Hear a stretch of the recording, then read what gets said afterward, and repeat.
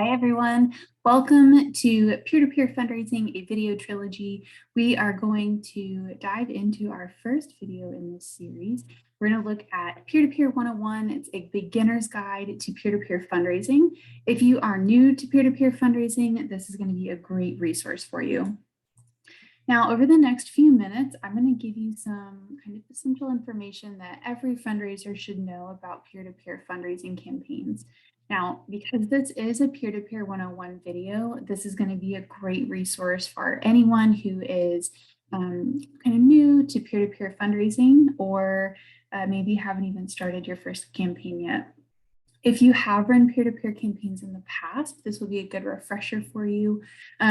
We'll cover some of the basics of fundraising. You'll see lots of tips on how to make your event successful. There will be some tips for beginners and some tips for more experienced fundraisers. And you'll also see a lot of different examples of different styles of peer-to-peer fundraisers with some ideas about how you can kind of do the same thing. Now, before I really dig into what a peer-to-peer campaign is and how you can start planning one, I want to introduce myself kind of more formally.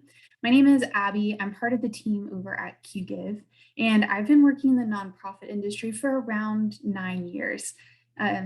During that time, I've gotten really passionate about helping nonprofits raise more money and really using that money to do more good in the world.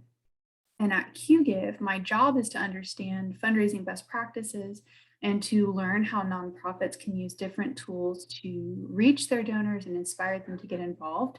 And that's why I'm talking to you today. So without further ado, let's dive into the information that you came here for. And again, if you're new, these first couple of slides are going to be really helpful for you. We're going to look at what exactly peer-to-peer fundraising is. So to put it in its simplest terms, peer-to-peer fundraising is a strategy you can use that encourages your supporters. So donors, volunteers, board members, anyone that's kind of in your supporter base to raise money for you. Now, pre-internet, that often meant that fundraisers would collect cash and checks for you, and then they would turn it over to you at the end of the fundraising period. Luckily, peer-to-peer fundraising has evolved as donors become more comfortable engaging with us online. And you can ask for support, of course, with regular checks and cash, but you can also encourage donations with credit and debit cards, e-checks, and even some payment platforms like PayPal or Apple Pay, Google Pay, some of those other ones. All donors really have to do is donate through a fundraising participant's personal fundraising page, and that money goes straight to you. So you don't have to go to the bank to cash those checks or deposit that cash. So peer-to-peer fundraising can come in lots of different formats, but you're probably most familiar with some of the more traditional peer-to-peer event styles, 5Ks, fun runs, bike races, that kind of thing. And while there are lots of different formats that a peer-to-peer event can take, there really is kind of that underlying one thing in common. The people participating in your fundraising event raise money on your behalf by reaching out to their friends and their families, coworkers, and other people in their network. Peer-to-peer fundraising events are often part of nonprofit strategies, but you can also run peer-to-peer campaigns that don't kind of culminate in an event like a 5K or a race. Remember, a peer-to-peer campaign is really any campaign that empowers your supporters to raise money on your behalf by reaching out to their own networks. So let's talk a little bit about why you should consider running a peer-to-peer event and how it works. Really, there are a few different reasons to consider running a peer-to-peer event. There are all kinds of benefits that come with these campaigns. A big benefit is that these can often be very cost effective. It takes a little planning, but if you do it right, you can recruit a base of fundraising supporters who raise money for you. You do have to support those fundraisers, of course. You can't just kind of put them out into the world and hope that they figure it out. But for the duration of your event, you do have an entire team of people raising money for you. It is a great opportunity to connect with your most loyal supporters, and it is an opportunity to grow your donor base by reaching people in your participants' circles. There may be some costs associated with your event, especially if you decide to kind of support one of the more traditional events like a 5K or a fun run or something like that. There is always some overhead there, but some costs that are associated with traditional events like printed invitations or direct mail blasts, they aren't necessarily required to run a successful event. And if you run a virtual event, like some of the examples you're going to see in this presentation, you may not even have the overhead costs associated with 5Ks and events like that. So definitely a good option if you have the time and support to put into running a good event and are looking for opportunities to keep overhead relatively low.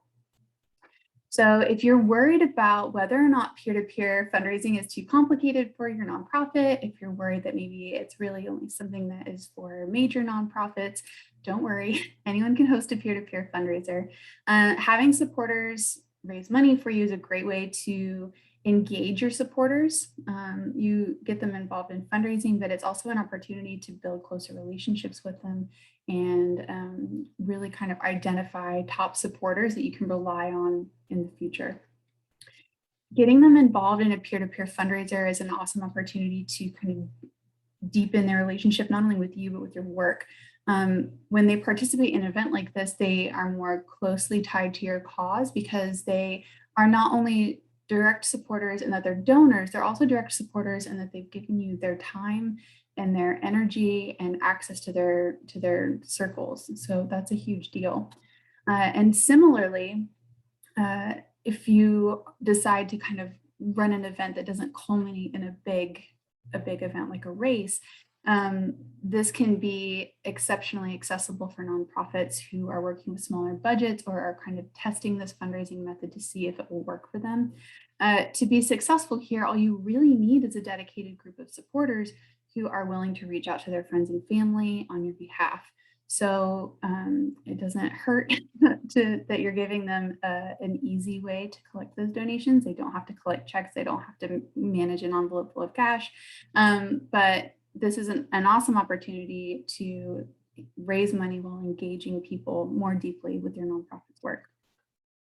So you may be wondering what exactly goes into planning and running a peer-to-peer fundraiser. And we've really broken it down into 5 individual steps.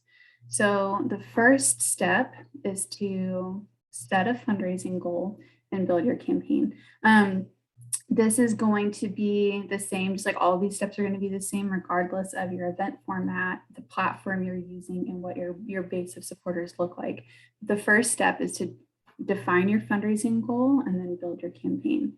Then after you've done that, you can go out, you can recruit your peer-to-peer fundraisers, and you can encourage them and support them as they set up the personal fundraising pages they're going to use to raise money for you. The next step is to really kind of educate your supporters and help them understand what they can do to raise money for you and how to do it well. You'll be most successful here if you give them some resources that they can reference as they're raising money for you. So make it a point to give them the resources that they need. So talking points, images, prompts that they can use to start telling their stories. Anything you can do to make it easier for them to fundraise is part of this step. The fourth step to take is actually during the fundraising stage when your supporters are actually asking their friends and family for donations. Your fundraisers here are going to be sharing their personal fundraising pages on lots of different channels, email, social media. They may talk about it at the office or with their family. And as you are encouraging them to do this, you'll support them as they are asking their friends and family for support. Remember during this step that your participants are not professional fundraisers. They're going to have questions. They're going to need some support. They're going to need a little bit of encouragement. So keep that in mind during this step. And then 5, you'll continue to track your campaign's progress. You'll continue to offer support. And then as the campaign kind of comes to an end, you will use your momentum that you've established during the event itself to kind of make your donors and your supporters feel really loved and supported and excited and ready to participate in your next event. So I'll get into the specifics a little more in the rest of this video, but just right now, bear in mind that these 5 steps are kind of the main phases of setting up and running a successful peer-to-peer campaign. Now, I mentioned earlier that a lot of successful peer-to-peer fundraising campaigns are centered on events, 5Ks, bike rides, fun runs, etc.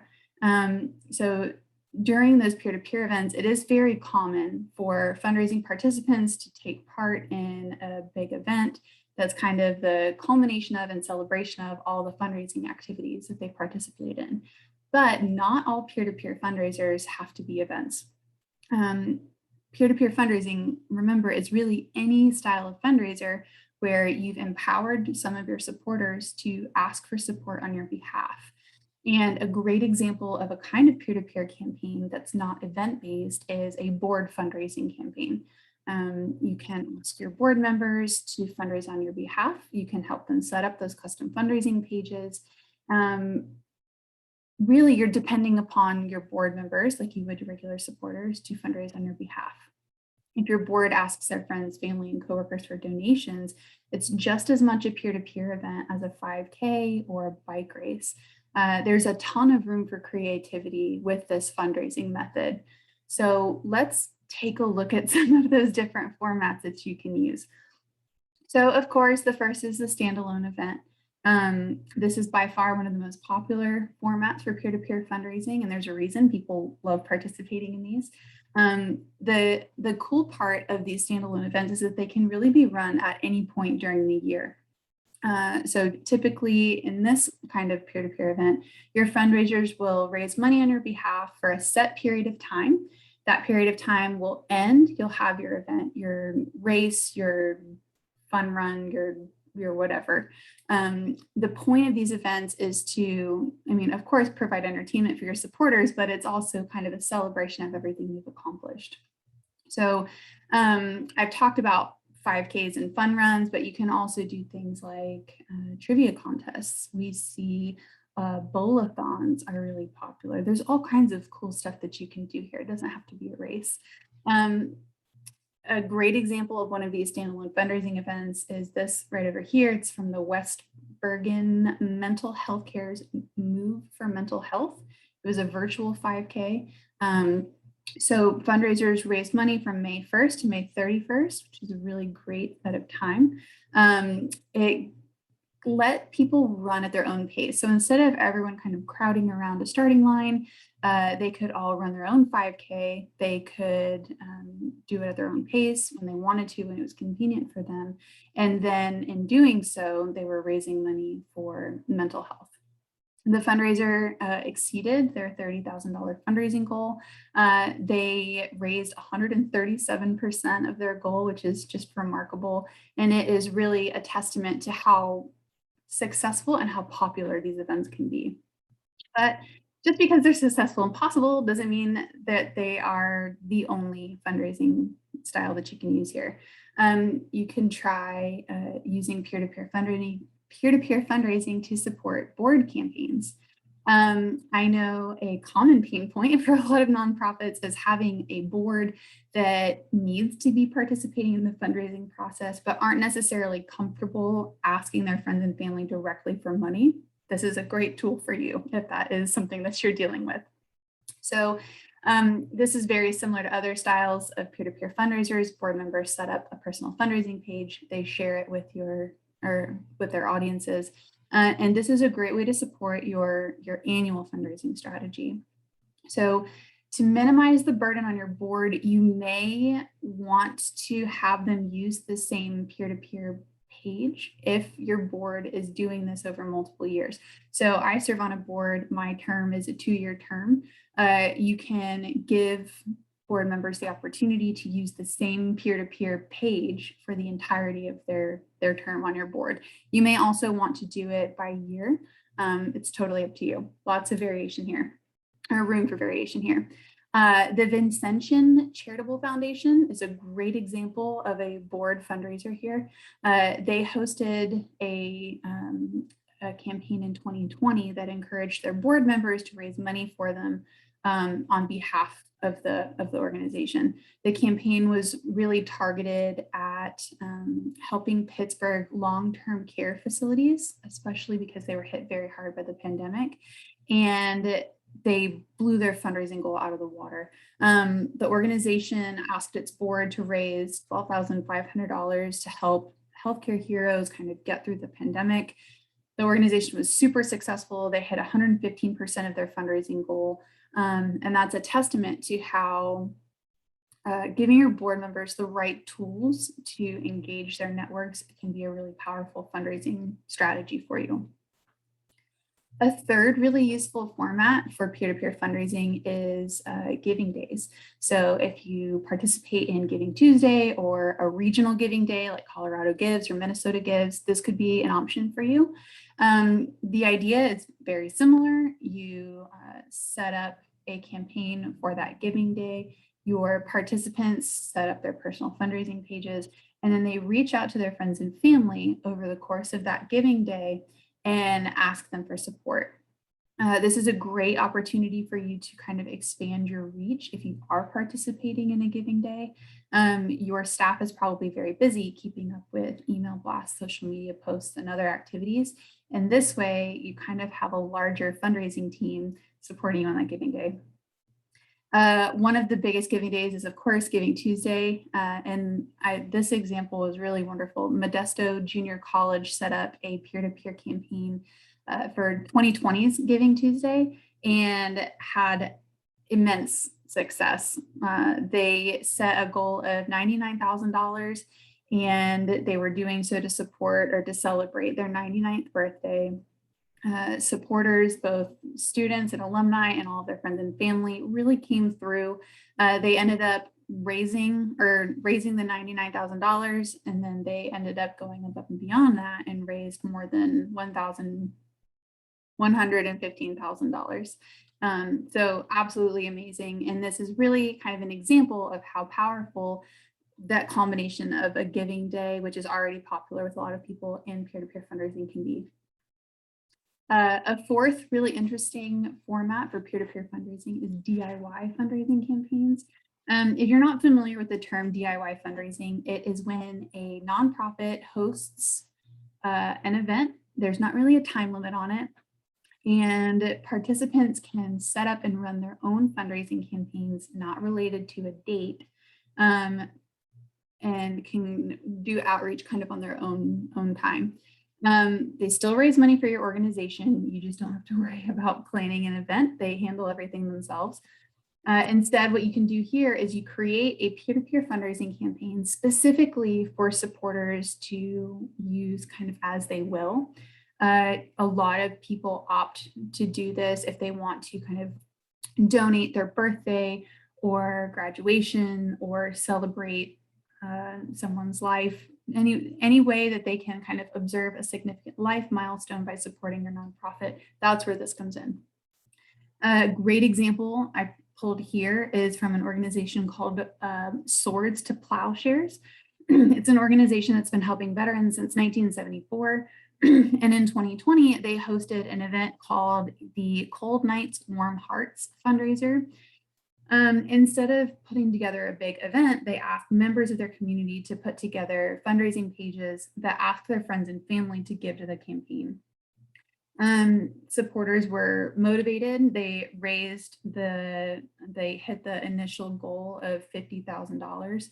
The goal was really not, this is significant. So one thing they did here that made this especially successful is they tied the fundraising amount to a tangible goal. The goal was to raise $50,000 to ensure that they could give away 360 holiday backpacks, and they secured emergency housing for those in need.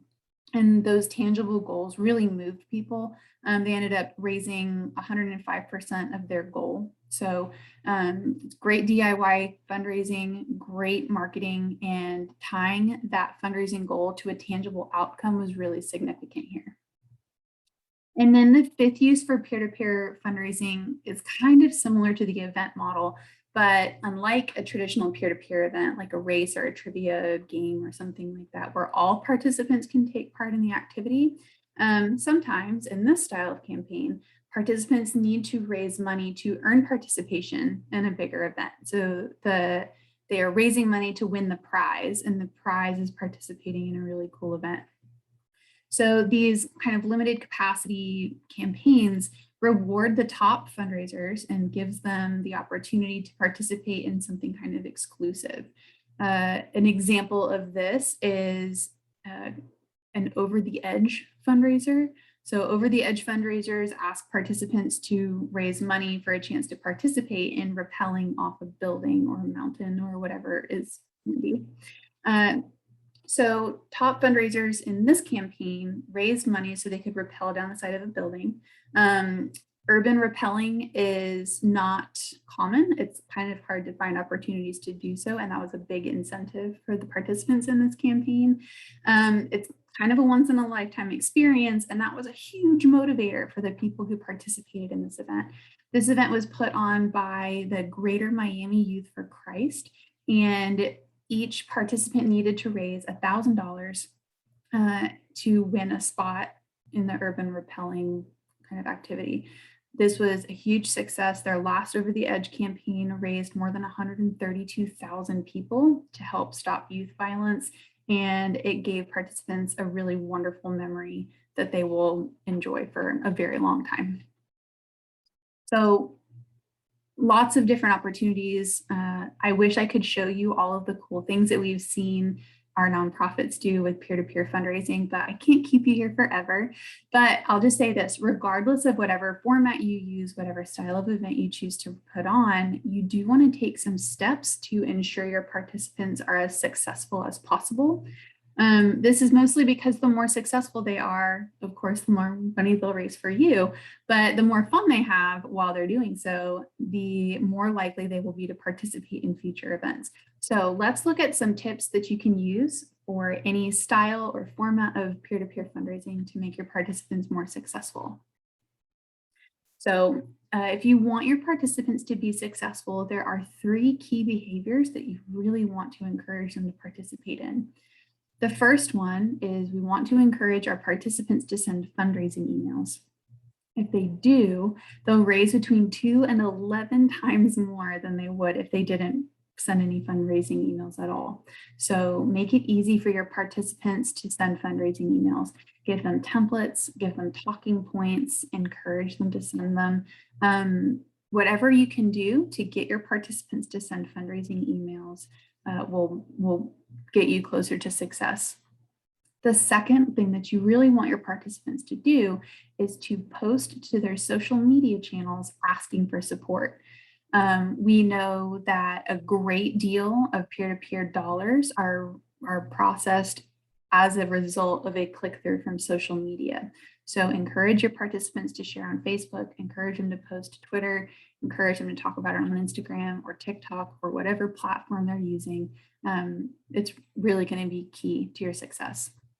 And lastly, you do want to encourage your participants to update their fundraising pages with their own personal stories. So not only does having their personal stories kind of front and center help when it comes to them sending fundraising emails and making social media posts, but it also just generally sets them up for better success kind of overall. People who update their fundraising pages, especially if they're sharing their own personal stories and images and kind of a background for why they're raising money, raise between 7 and 18% more than people who don't update their page at all. So we really want them to do that. And we'll go into that a little more in future videos. But here are some tips for beginners. If you've never run a peer-to-peer campaign before, these tips are specifically for you. So the first tip, before you ask your participants to fundraise for you, put together a handout or a PDF or a blog article or whatever you can that includes some fundraising tips, some email templates, some social media templates, maybe some good pictures.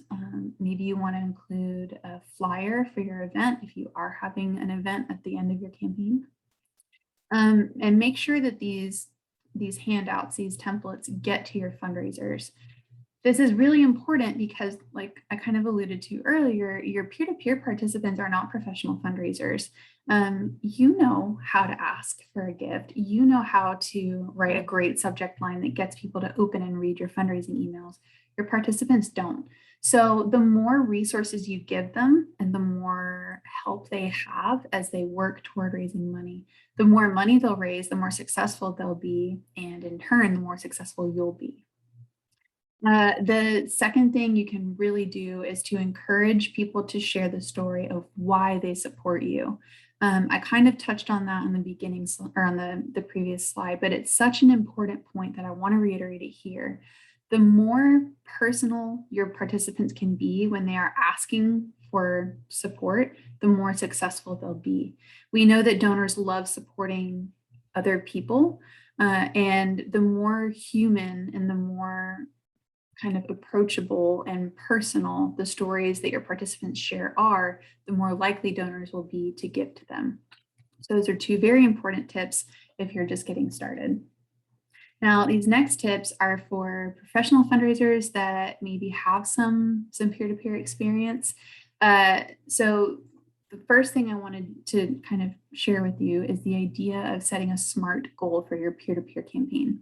So if you're not familiar with the acronym, this means that your fundraising goal should be specific, measurable, achievable, realistic, and timely. So specific refers to the exact amount you need to raise. Measurable means you're able to measure your progress toward that goal. Achievable and realistic kind of go hand in hand. You, based on your kind of projected number of fundraising participants, their giving capacity, do you think your participants will be able to reach your fundraising goal? Even if they can, is it kind of realistic to expect them to raise that much money in the set amount of time? So an example, if you raised $100,000 in your last fundraising campaign, and this year you decide you want to raise $400,000 for your campaign, that might not be realistic. You may need to pull back a little bit. But if you raised 400,000 last year and you want to bump it up to 450,000 this year, it's a great increment. It's much more achievable. It's much more realistic. Timely refers to the time frame you have to reach your fundraising goal. So can your supporters raise kind of the suggested amount in the amount of time that they have? If you ask a group of 30 fundraisers to raise $30,000 in 2 weeks, that's probably a little ambitious. You may need to be a little more aware of that time restraint. So the second fundraising tip is all about your participants themselves. If you want to get highly engaged and very motivated participants, you might want to explore forming a club for your top fundraisers.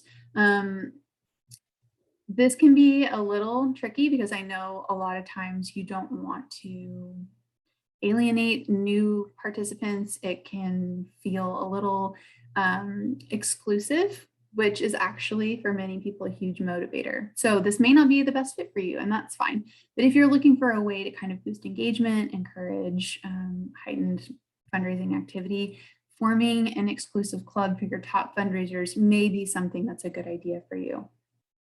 And then for those of you who have some peer-to-peer fundraising experience, I want to encourage you not to discount the significance of DIY fundraising. If you have a base of highly engaged supporters, maybe people who have participated in past events for you, you might want to explore a DIY fundraiser. People who want to donate their birthdays, their anniversaries, their graduations, big milestones in their life are already deeply committed to you, and giving them the opportunity to support you in this way could be really valuable. Here are some additional kind of tips for you, and this is really based on some QGIV data, so I want to share that just up front. As you run your peer-to-peer campaigns, focus on giving your participants experiences that will make them more likely to want to participate in future campaigns. So set them up for success, make sure they have fun, make sure they feel supported. This is important because returning participants raise more than 3 times more than new participants. So if you're running an event that happens every year, if you can get a solid base of returning participants in your participant list, the more money you're going to raise. Then, if you can, try adding some gamification elements to your campaign. Elements like fundraising thermometers, leaderboards where you can see the top fundraisers, and fundraising badges can all encourage participation, and it makes raising money a game. It's less of a chore or a commitment and more of a fun thing that they want to do. Your participants will stay more engaged with you over longer periods of time if they are having fun, if it's a game. So anything you can do to make it highly engaging is going to benefit you. And really, data from the QGIF system backs this up. So in our system, fundraising milestones are tied to badges. So when I talk about badges, you can just substitute in your brain the term milestone.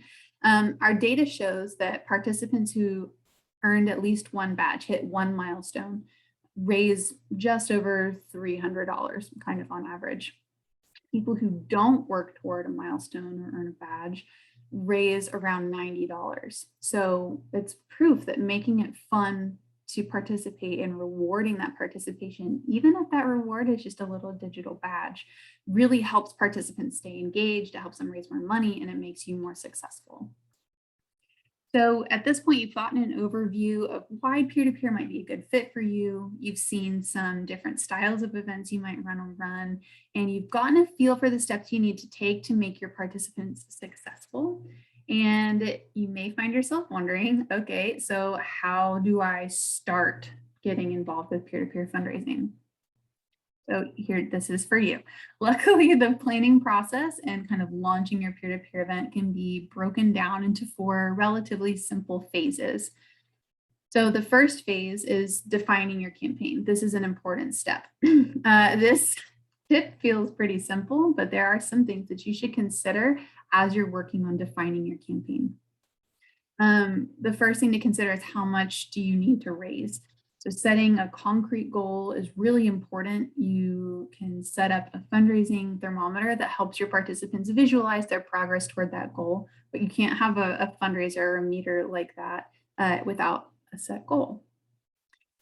You will want to think about what you need in order to be successful here, and you'll want to raise enough not only to fund the program that you're thinking about funding with this campaign, but also raise enough to offset any overhead that you are spending as you support your campaign. So figure out your projected event expenses, figure out the cost of the program you're funding, and use that as a basis for setting a fundraising goal. The next thing that you'll want to establish is whether or not this is an event-based campaign, a DIY fundraising campaign, or kind of a long-term campaign like a board campaign. Figuring this out will help you determine the next steps in the planning process. So if you figure that you want to put together an event-based peer-to-peer campaign, then you'll start needing to think about where you're going to hold it. Are the participants going to have to spend any money to participate? Do you need to secure sponsors to offset the cost of the event that you're going to run? On the other hand, DIY fundraising campaign may not require a venue and it may not have an activity associated with it. That said, you will still need to recruit fundraisers to raise money on your behalf. You'll still benefit from setting an overall fundraising goal, but with this kind of fundraiser, your individual fundraising goals are going to be more important than your overall fundraising goal. Here too, a thing to think about is that because fundraisers are kind of raising money solo, they're not part of a large group of participants, you may want them to hit personal goals and not even let them know about the overall fundraising goal. It is important here to check in with your DIY fundraisers regularly, just because there isn't the accountability and the camaraderie of having a broad scale peer-to-peer campaign, but this is still a really great thing to kind of consider as you're planning. The next thing to think about is whether or not your campaign has a theme. This is one of my personal favorites. This is one of the most fun questions that you can kind of discuss with your team. If you do decide to use a theme with your peer-to-peer fundraiser, it can impact so many cool things. You may want to change how you design your fundraising page. You may want to explore different incentives for participation. With your theme, everybody will be kind of on the same page once you get it established. And then that will give you something to work towards and kind of a message or some branding to stick to and give your event a little more cohesion. And switch. The next thing you'll need to think about is how long you're going to give fundraising participants to raise money on your behalf. Your fundraising deadline will kind of determine how feasible your campaign is. If you've got a huge fundraising goal, if you want to raise $1 million, but you only have 3 weeks, you may want to kind of reevaluate your time frame. Use your fundraising deadline to determine if your fundraising goal is kind of within your reach and within your participants' reach, or if you need to make adjustments either to your timeline or to your overall goal to make your event a little more successful. I will say this, giving your fundraisers a very long time is maybe not the best decision. Of course, if you're running a board fundraiser or something like that, and your board members know that they're going to be using this page to raise money over the next 2 years, that's one thing. But if you ask your participants to stay engaged in a fundraising campaign leading up to a 5K, you may only want to give them a few weeks instead of giving them a month or more, mostly because fundraising is very hard work and your participants are busy. And fundraising over a long period of time makes it easy for your participants either to get burned out, they just lose enthusiasm over a long period of time, or they forget about it, they keep putting it off until later and then never get there. So that's part of your time frame. It's something to think about. And then the final question you need to ask, of course, is what is the campaign going to fund? Too often nonprofits set up fundraisers, they set fundraising goals, they meet and exceed them, but the fundraising goal doesn't necessarily excite or resonate with donors. Donors love knowing that their donations are going to make a difference. They love knowing that their money is going to help real people. They love knowing that their support is going to have a tangible outcome. So when you're setting up your peer-to-peer campaign, be sure you identify what your event is going to be funding, and then communicate that not only to your participants who are raising money for you, but to your donors as well. Your supporters need to know why they should be putting a ton of time and effort into supporting you. Your donors need to know what their money is going to support. So if you give them tangible and measurable outcomes that they will help achieve, they're going to have more excitement around fundraising for you, and they're going to be more willing to actually give you money. So once you've jotted down those kind of top details about your peer-to-peer campaign, the next step is recruiting people to raise money on your behalf. And I'm going to talk to you some more about that in an upcoming video, but I'm going to give you some pointers just right here.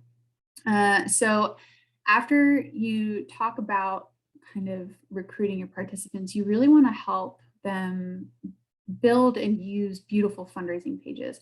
And this step sounds kind of complicated, but it really isn't that bad. And I've broken it down into a couple different phases. So first, you need to help your participants design and personalize their fundraising pages. A really easy way to do this is to kind of set up a default page and then ask them to go in and update it with their own personal stories and images. But really what you want to do here is help them explain why they're raising money for your nonprofit, kind of guide them through telling their story, and then giving them a personal fundraising page that they can either leave alone if they're not design savvy, or giving them tools to kind of make it look nice, giving them pictures and other assets that they can include on this page. This is a great opportunity to kind of let your supporters show their personality and explain their personal tie to your cause.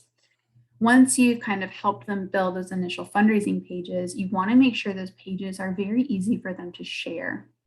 Luckily, some peer-to-peer fundraising platforms offer built-in social sharing, so the ability to post to Facebook or Twitter. They may have tools that make it easy to share through email, which is wonderful. We know that sending fundraising emails is a huge part of a successful campaign. And then if you may notice an integration with Facebook fundraisers. So I'm going to touch on that really lightly, but if your peer-to-peer fundraiser, like peer-to-peer fundraising platform, has the opportunity to integrate with Facebook fundraisers, the way that works is a nonprofit will turn on the Facebook fundraisers integration. Your participants can ask for support on Facebook and on their personal fundraising page. And then their Facebook fundraiser and their personal fundraising pages are linked. So if Rachel sets up a Facebook fundraiser and people donate there, that fundraising total will be reflected on the amount she's raised on her personal fundraising page and vice versa.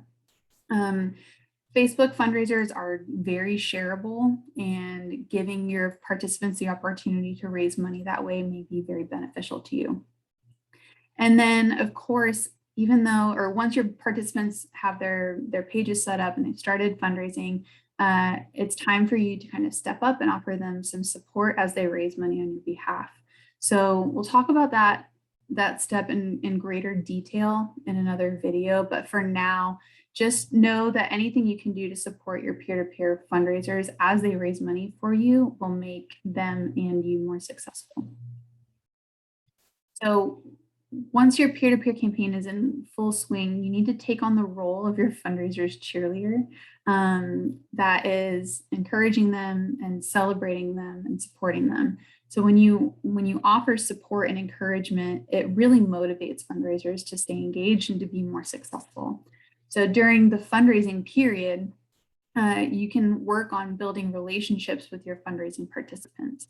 So again, like we'll discuss this in a future video, but I wanted to just share a couple little ideas for you. Make sure that your participants know who to contact if they have questions or need encouragement.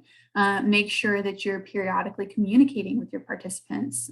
Encourage them to stay engaged, encourage them to continue posting, and then celebrate with them when they meet big fundraising milestones or when they've done something really cool. The chances are your participants are going to want to support you more if they feel supported. And anything you can do to kind of stay at the top of their mind and make them feel really wonderful about their activities is going to make them more successful. The last step, of course, is recognizing your fundraising participants at the kind of culmination of the fundraising period. This goes a long way in relationship building, and it will be a huge deal when you run your next event and you want to recruit participants. So as you are engaging with your participants, as you are concluding your fundraising event, remember your nonprofits or your supporters are donating to your nonprofit their time, their energy, their effort, and their access to their social circles. They're giving you the gift of their reputation, and that's worthy of praise. It's something to be celebrated. So I'll get into specific strategies for recognizing and celebrating your peer-to-peer fundraisers in another video that is dedicated exclusively to motivating fundraisers. But that said, I just wanted to share here that there is really no such thing as thanking your participants too much. So express your gratitude to them any chance you get. You may want to motivate them by incentivizing their participation. Those digital badges can be a great incentive. You can incentivize them with medals or event swag or raffle tickets or anything else. And then, of course, do you have a plan in place to stay in touch with your supporters after your event has come to a conclusion? So I hope this introduction to peer-to-peer fundraising has been helpful for you. Hopefully you feel a little more confident about kind of putting together a peer-to-peer fundraising strategy. And hopefully now you know kind of what peer-to-peer fundraising entails and how to get started. So just here's a quick recap of what you've learned so far. So now you know what peer-to-peer fundraising is. the forms it can take, why it's helpful, and how to get started. With this knowledge, you're kind of ready to set up a peer-to-peer fundraising campaign and get your participants motivated while they fundraise for you. Once you've set up your kind of base page, and once you've encouraged your supporters to personalize their pages and start sharing their stories, it is important to keep those lines of communication with your supporters open. Be their cheerleader, recognize their achievements, encourage them when they win, or encourage them when they need a little help, and celebrate them when they win. Support your fundraisers if they're struggling. Fundraising can be hard, but reaching out to them and kind of giving them a little boost can be hugely beneficial. Work on retaining your peer-to-peer participants by giving them an experience that they love. Set them up for success, show them that they're supported and valued, and then that will kind of set the stage for bringing them back during a future campaign. Thank you for watching this Peer-to-Peer 101 video. If you are feeling inspired to plan a peer-to-peer campaign but want more tips, you're in luck. We've got 2 more videos coming up. Both of them are going to be full of tips that will help you succeed. So keep an eye out for those. The second video in this series is going to be centered on recruiting supporters for your peer-to-peer campaign. It'll include a lot of practical tips to encourage supporters to sign up, and then kind of keep them engaged as they're raising money for you. And then the third video, motivating participants to raise money for your peer-to-peer campaign, will include lots of advice on how to motivate your participants, keep them inspired, and keep them engaged in a way that sets them up for success and makes you more successful as well. Keep an eye out on those videos.